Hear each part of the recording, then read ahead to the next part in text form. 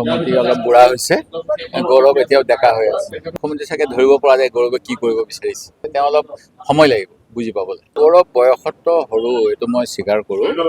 মুখ্যমন্ত্ৰী অলপ বুঢ়া হৈছে, গৌৰৱ এতিয়াও ডেকা হৈ আছে, সেইটো কথা হয়। সেইকাৰণে আজিকালি মানে কনভেনশ্যনেল পলিটিক্সটো নহয় বুলি কয়। এতিয়া কিবা ইনষ্টাগ্ৰাম আছে, কিবা আছে, আপোনালোকৰো জ্ঞান ইনষ্টাগ্ৰাম কিমানো আছে মই নাজানো, মুখ্যমন্ত্ৰী আছে নাই সেইটোও নাজানো। গৌৰৱ গগৈ সেইবিলাক আছে বুলি শুনিছোঁ।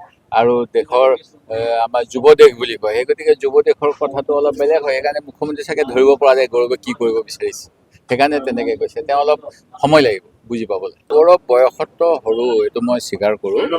মুখ্যমন্ত্ৰী অলপ বুঢ়া হৈছে, গৌৰৱ এতিয়াও ডেকা হৈ আছে, সেইটো কথা হয়। সেইকাৰণে আজিকালি মানে কনভেনশ্যনেল পলিটিক্সটো নহয় বুলি কয়। এতিয়া কিবা ইনষ্টাগ্ৰাম আছে, কিবা আছে, আপোনালোকৰো জ্ঞান ইনষ্টাগ্ৰাম কিমানো আছে মই নাজানো, মুখ্যমন্ত্ৰী আছে নাই সেইটোও নাজানো। গৌৰৱ গগৈ সেইবিলাক আছে বুলি শুনিছোঁ।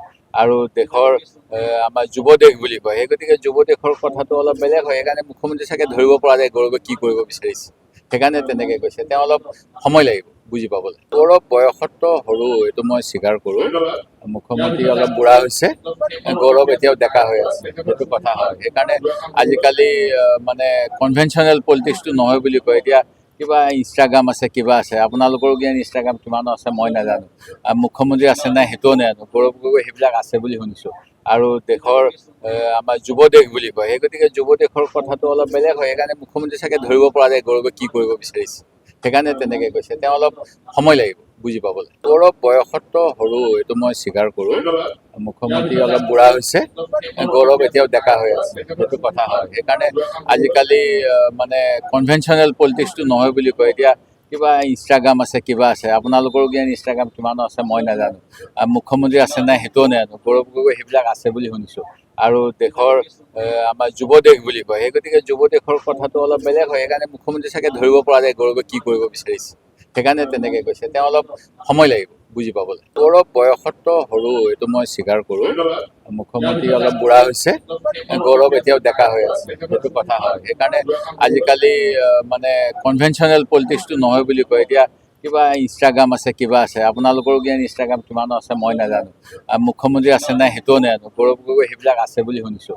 আৰু দেশৰ আমাৰ যুৱ দেশ বুলি কয়, সেই গতিকে যুৱ দেশৰ কথাটো অলপ বেলেগ হয়। সেইকাৰণে মুখ্যমন্ত্ৰী চাগে ধৰিব পৰা যায় গৌৰৱে কি কৰিব বিচাৰিছে, সেইকাৰণে তেনেকৈ কৈছে। তেওঁ অলপ সময় লাগিব বুজি পাবলৈ। গৌৰৱ বয়সততো সৰু, এইটো মই স্বীকাৰ কৰোঁ।